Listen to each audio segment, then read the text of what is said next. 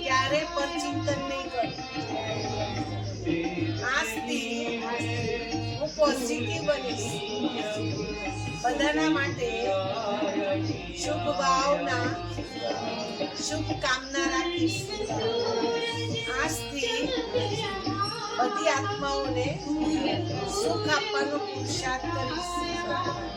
હંમેશા ફૂલ બનીને રહીશ. ક્યારેય કોઈના જીવનની અંદર કાંટો નહીં બનું, અડચણરૂપ નહીં બનું. આજથી મારા પરિવારને શાંતિ, સુખ, સમૃદ્ધિ આપીશ.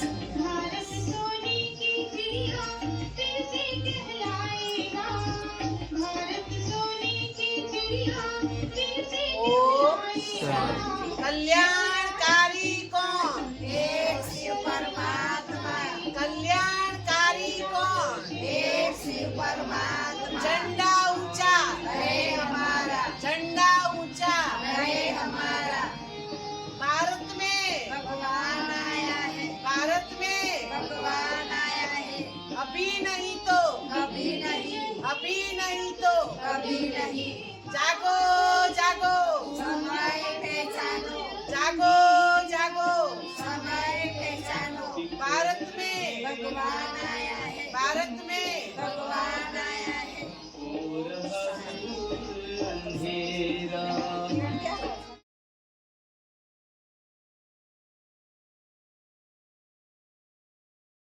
લહેરાયો મને ખ્યાલ છે જ્યારે 2002 માં કચ્છ ભુજનો ભૂકંપ થયો તો આપણું સેન્ટર સહી સલામત હતું. ભુજનું સેન્ટર એક નાની ક્રેકો જ પડી હતી, કેમ કે એની પર કોણ હતું? શ્રી બાબાનું ઝંડો. રક્ષક આખા ઘરની ભગવાને શું કરી? રક્ષા કરી. એમાં ઝંડો એક સાધારણ નહીં પણ પરમપિતા પરમાત્માની તાકાતનું પ્રતીક છે, પરમાત્માની શક્તિઓનું પ્રતીક છે. અને એટલે જ આજે વિશેષ આપણી ગીતા પાઠશાળા ઉપર ઝંડો લહેરાઈશું અને બધા ભાઈ બહેનોના ઘરોમાં પણ શું કરીશું? આપણે ઝંડો લહેરાઈશું. અને ઝંડા નીચે આપણે સંકલ્પ કરીશું કે શ્રી બાબા અમારી જે પણ કમી કમજોરી છે, સમુદ્ર મંથન વખતે જેમ તમે ઝેર પી લીધું એમ આજે અમારી આ કમી કમજોરીઓને પણ તમે શું કરો? પી જાઓ. અને બદલામાં અમને એક દિવ્ય, પવિત્ર, શુદ્ધ, શક્તિશાળી ભક્તિમય જીવન આપો. કારણ કે ભક્તિ પ્રાપ્ત કરવી એ પણ શક્તિ જોઈએ. નવરાત્રિના પૂજન, શિવરાત્રિના અર્જન કીધા બ્રહ્મા. ભગવાન સૃષ્ટિ પર આવી શિવ અને શક્તિ.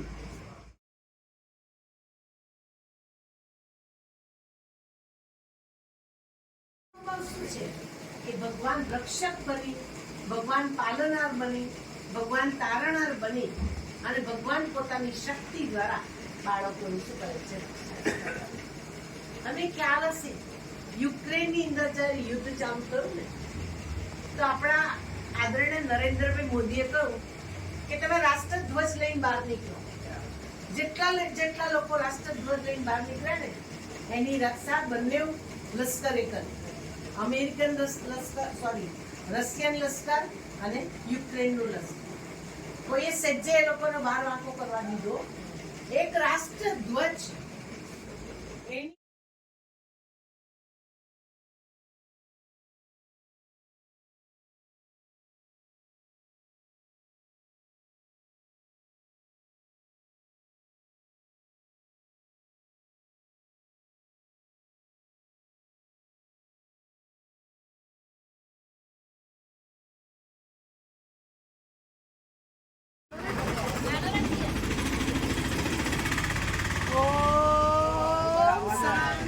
ઉપર કોઈ ગયું